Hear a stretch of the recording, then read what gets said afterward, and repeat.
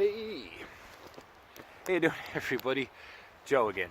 Just out for a dander with my haversack. The weather is still miserable here in Ireland. I'm just trying to get out as much as I can, keep the fitness up, keep the forest eyes in, and again, just to be nice to be outside.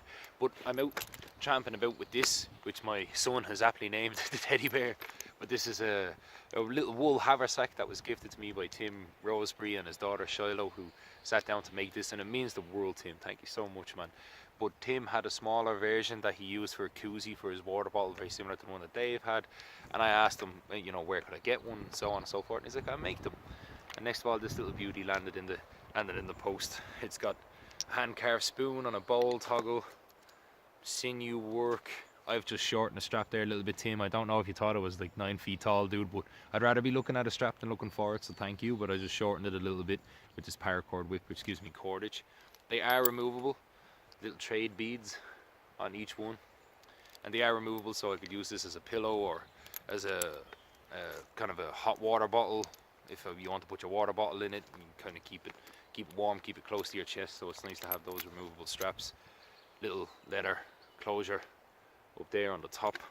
But the weather's getting a bit sketchy here now, so that's why I kind of stopped. I thought I'd make this video now, because I have to get some stuff out of there, and I might as well show you guys what's in there too. It's nothing major, nothing special. I mean, I run the same kit all the time, so you can kind of see it. But straight up off the top, and it kind of acts like a waterproof cover as well, should the rain get me before I'm able to get it on. But as always, it's my Snug Pack Patrol poncho.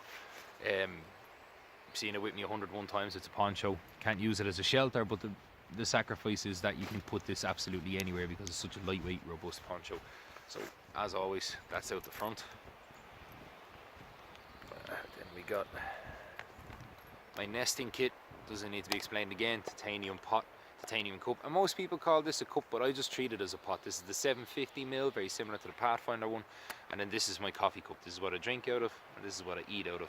Nested in there is the Pathfinder cup, just wrapped in a cotton bandana just to give it a bit of stability, take all the wrapping out of it. And again, it's a cotton bandana, part of the 10Cs.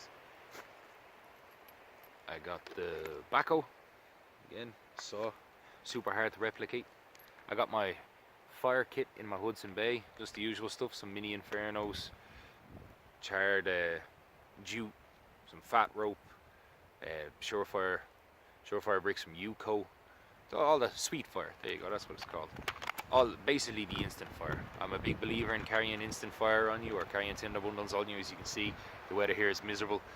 All this stuff here behind me has been raining for a week straight, is absolutely soaked. Not the fact that you couldn't start a fire here, but it would take a hell of a long time and an awful lot of calories, where you can just make some really bad feather sticks, chop some kindling down, get some twig bundles together. Especially if you're using mini infernos or sweet fire, you get enough twigs together, you'll be able to dry them out with them in a kind of Kachansky type bundle. So I always carry surefire, especially in this weather. Paracord. I think I have possibly another hank in my pocket. There you go. Pocket hank. Then down the bottom, I'm always wary of my boots failing when I come out here in sphagnum moss and stuff like that, especially when it's been raining for like a week straight. So this is something you mightn't seen before, but something anybody who camps with me would have seen. But my waterproof socks, these things are epic. And rarely do they see a dander in the forest as of late, because I have pretty decent boots which can hold up to an awful lot, but with the weather being so bad, I decided to put them in my haversack again. They take up no space at all. I mean, they're a pair of socks. Take up very little space. Fold them around, and you can sit them in the bottom of your haversack. Or whenever I go into the woods for more than a week or 4 days, these are always with me. It's just a nice option to have. Yes, they do hold water, but the cool thing about them is that they're thick enough to be used as like camp slippers. I've often, if my boots are wet or I just, you know, want to get out, call in nature, etc., etc., I'd have these on me. They're very warm too, and you're able to walk around, especially in terrain like sphagnum moss and stuff like that. Keep your feet nice and dry because they're super thick.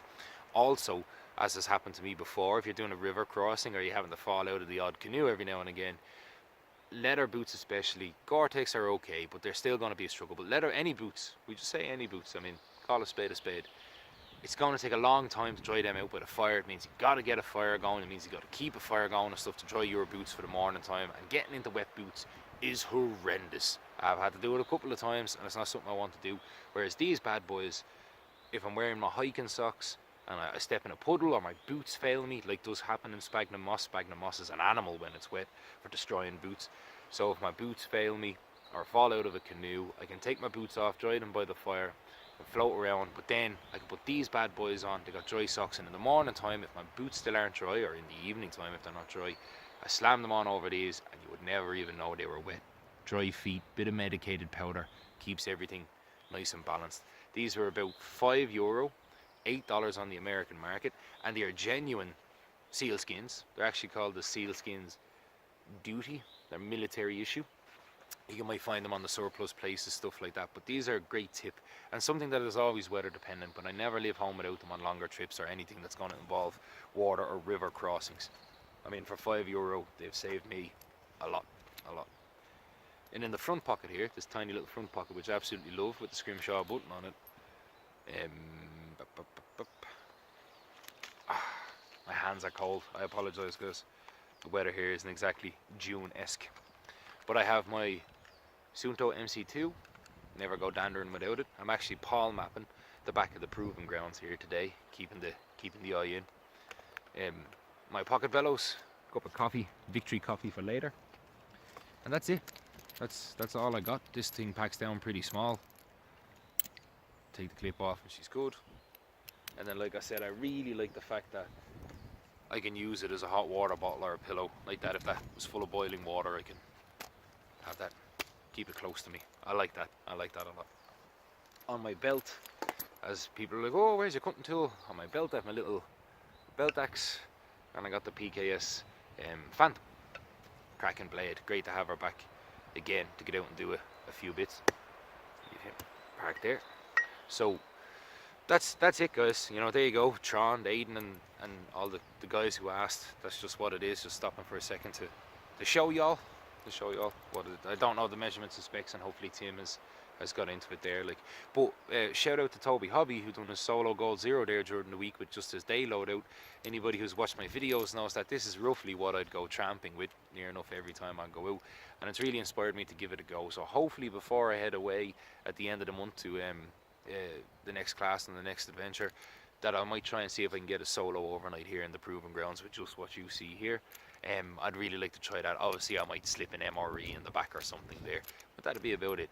And as always, thanks for all your support and everything else. I hope the weather has been good to you and that you get out over the weekend and have a bit of fun. As always, Joe, out.